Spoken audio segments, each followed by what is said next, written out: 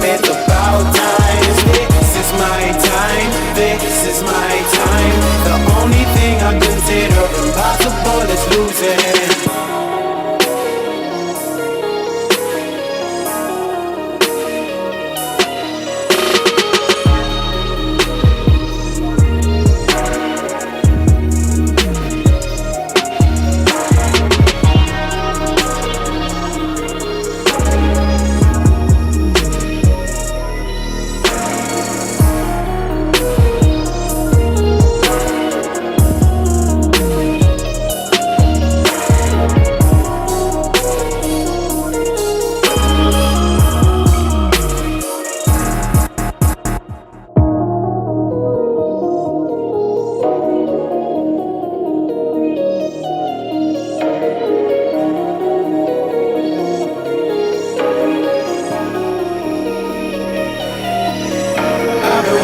On the sidelines for a long time now, I'm finally getting in the game. It's about time. This is my time. This is my time. The only thing I consider impossible is losing. I've been waiting on the sidelines for a long time now, I'm finally getting in the game. It's about time. This is my time. This is my time. The only thing I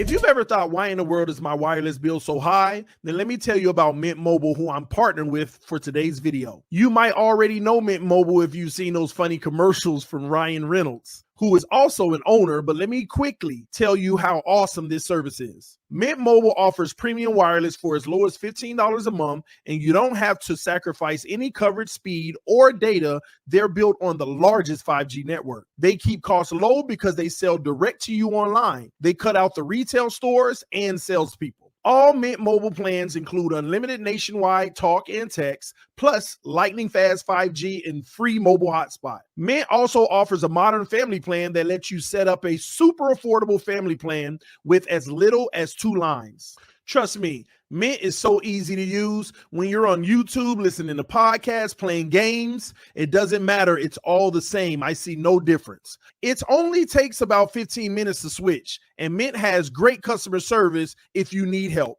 Many people think switching services is hard, but it's not. It's easy. And now, as a special limited time offer, you can get their unlimited plan, which is normally only $30 a month, for just $15 a month. That's a 50% savings off their already super low price. It only takes 15 minutes to pay as low as $15 a month for your phone plan. It really is that simple. Use the link to get started. It helps out my channel. If you've already made the switch, let me know in the comments how easy it was for you.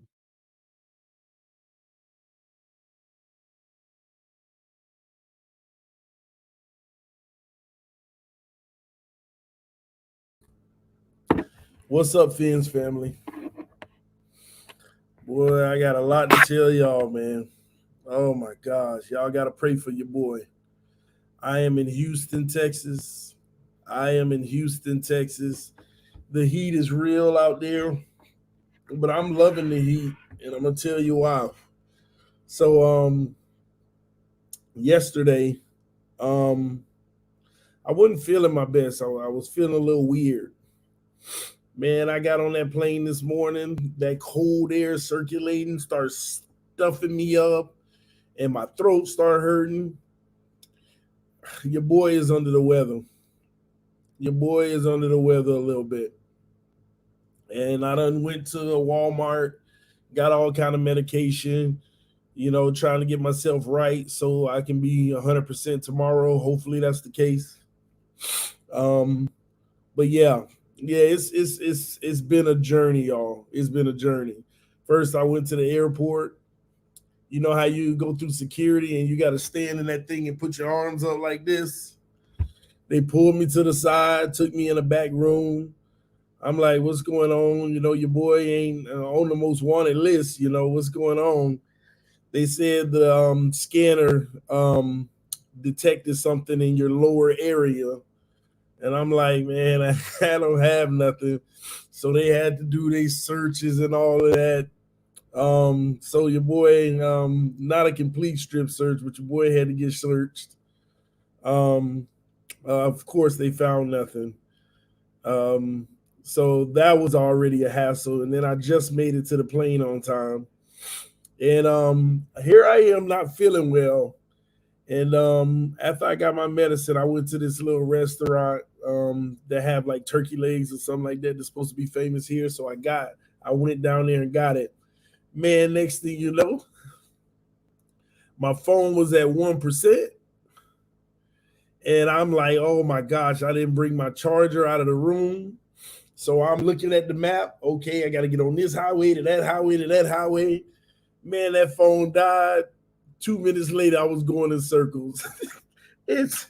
I'm about 25 minutes away from where I was, and it took me about an hour and a half to get back. The boy got lost, and then it started clicking. Okay, I know a road should lead me there, and I just kept driving that road, and I finally got back, man. But yeah, man, it's been quite the event so far. But hey, I'm here. I'm here to deliver, give y'all exactly what's going on. Thank y'all for getting me here. It's more than appreciated. I see y'all in the comment section. Yes, thank you for the prayers, man. Real talk. NyQuil got it. Vitamin C got it. D I didn't get, but Tylenol got it. Plus juice got it. I got everything except the vitamin D. Everything you said, I got. I went to Walmart. I got all of that. So I'm gonna stay on it. I'm good though. It's not. I'm not weak or anything like that. Just sniffles, man. Sniffles. My throat was hurting. It's not hurting as much right now.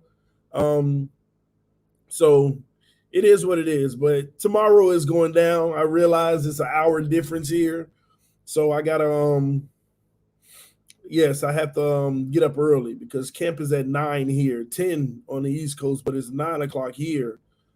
So I pretty much got to get up about maybe 7:30, head out around 8, take about 20, 25. In morning traffic might even be longer to get there, and try to live stream from camp and see what the setup is like and what I can do to best make it a great experience for you guys. Thank you, Don. Yeah, this is the TD Sports Talk time always tells, man. But anyway, enough about me and my struggles right now. And by the way, that food was delicious. I forgot what it's called, something turkey leg or something, but it's delicious. But enough about me. So Omar Kelly, I don't know if y'all follow him on Twitter, but I don't know what got into Omar Kelly lately, but he's been brutally honest. This man is out here saying everything that I tell y'all every day. Every single thing that I be telling y'all every day, where y'all be like, oh, you so negative. This man, I don't know what got into him, but he out here, turkey leg hunt hood. Yeah, that's why I went. This man been on Twitter just telling the absolute truth. Yes, this is the best roster we ever had, but it looked like a 10-win at best team if we stay healthy. If we stay healthy. Too many holes, injury concerns, all of that stuff, man. And they are coming for him. But it's just interesting that I ain't by myself, man. At the end of the day, one thing I'll tell you about this channel, because we've added another 250 subscribers over the last few weeks. So all the new subs, I give it real and raw. And sometimes you ain't going to want to hear it. Sometimes you ain't going to agree. But at the end of the day, time always tells. And one thing I could tell you that I don't know if pride myself should be the word, because somebody said this to him online. They said, you take pride in being right about our downfalls.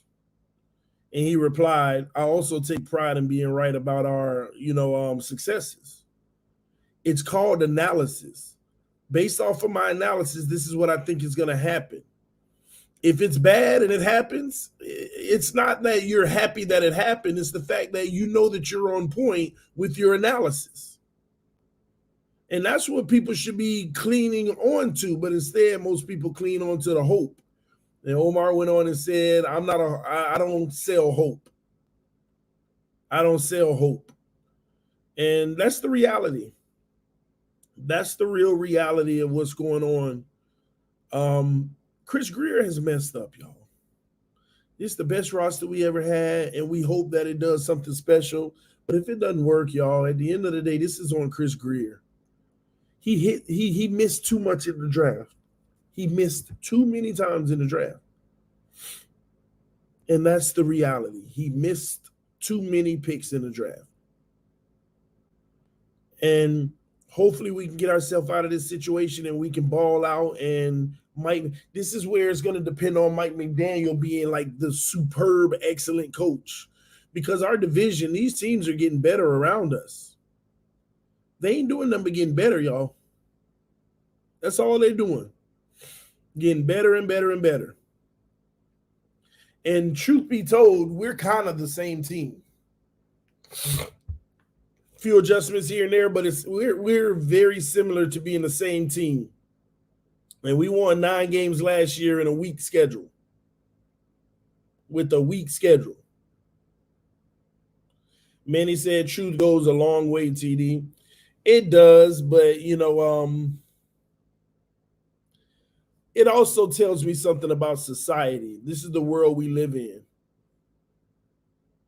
This is the world we live in. Nobody want to face the real truth, the real realities of how grim or how tough things can get or how nasty the world can be.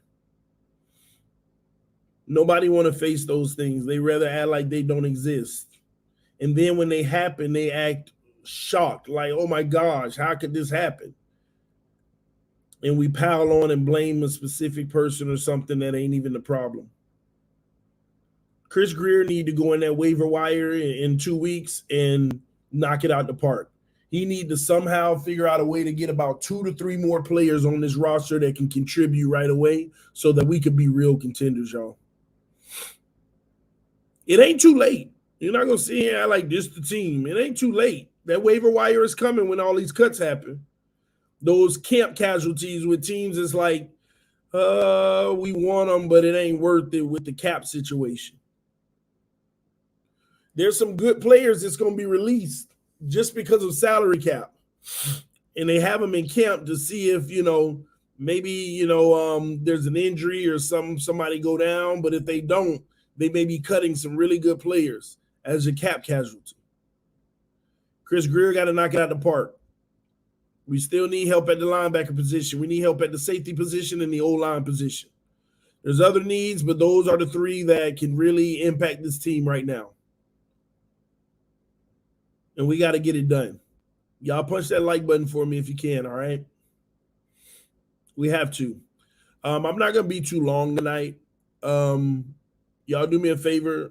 Hit the like button. But if you have any questions, I'm going to answer a few questions before I get the necessary rest I'm going to need so that I can hopefully be full strength tomorrow. But ask a few questions and I'll answer them for you guys before I get out of here. TD has always said Tua is good enough to not be good enough. It's a great saying. He's not a bum. He's actually a quarterback who can survive but not move the needle to me. He's good enough to not be good enough. Like he's good enough to occupy a quarterback starting position on many teams for 10 years. Those quarterbacks do 5 years one place, 3 years another, 2 another, and then they be back and forth as a backup because they're good enough not to be good enough. They're not bums. They have those moments where they are a starting quarterback, but then they have those moments where they're not. And then you add the injury concerns into it, it almost cements you into that category even quicker.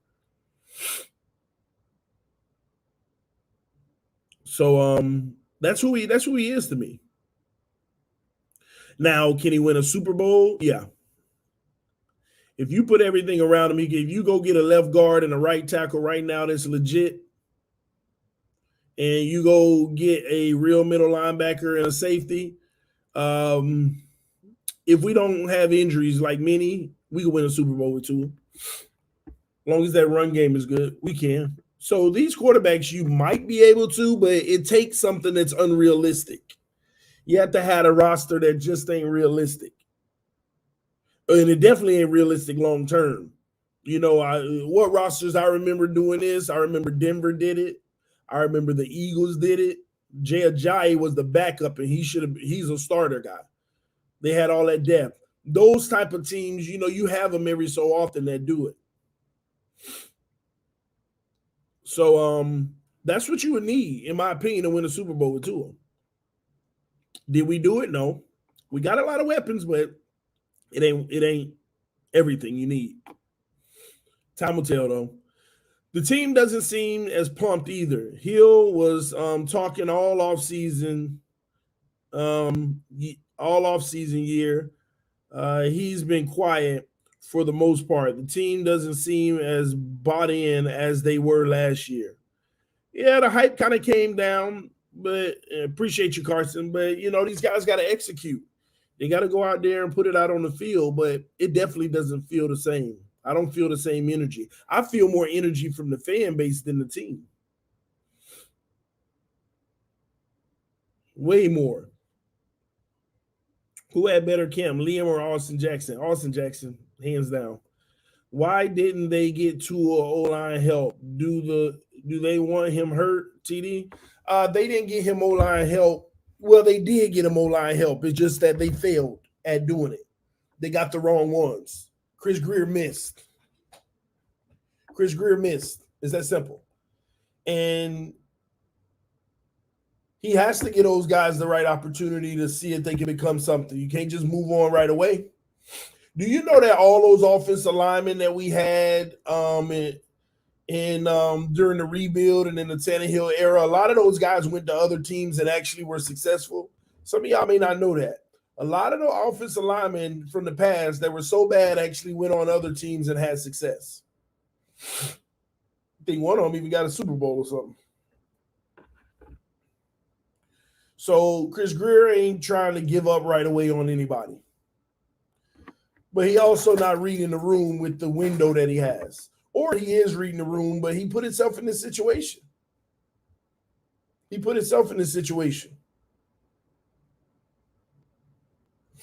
TD, you think Cam Smith is our number 2? Noah Monogamy is our number 2. First of all, Cam Smith has to stay healthy. Cam is playing some good football. You can see the intangibles. There's still areas of opportunity, but he plays fast. He moves fast. He makes good decisions, but at the same token, he's young. Fangio even said it. It's still a lot of things he has to work on. But Noah's number 2. Noah might have found his home in this system. We'll see in the regular season, but Noah has actually earned his position this year, if you ask me, unless he bums up the next 2 weeks. But he's actually earned it. Real talk. Congrats to Noah. And if he can turn out to be that dude, we all gonna be shocked. Hence why Chris Greer ain't giving up on nobody. But if they don't work out, it's gonna burn Chris Greer.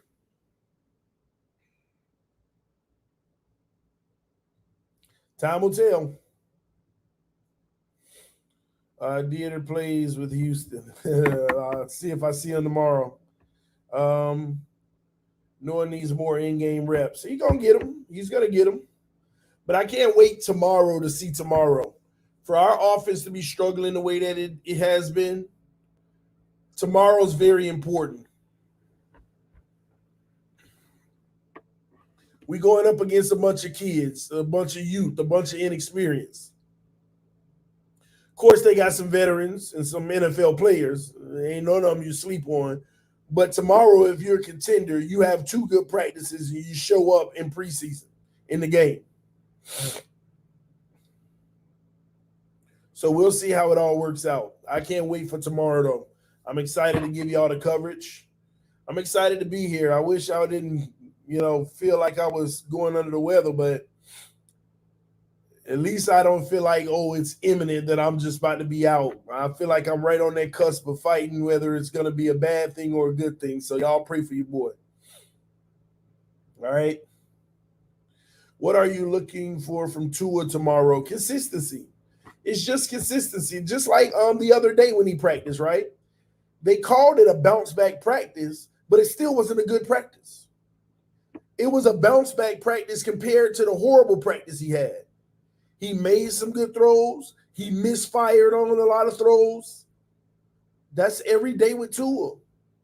Now we need a day where he absolutely lights it up for the whole practice. So for those people, oh, you want him to be perfect? No. But you can give me one great practice out of 6.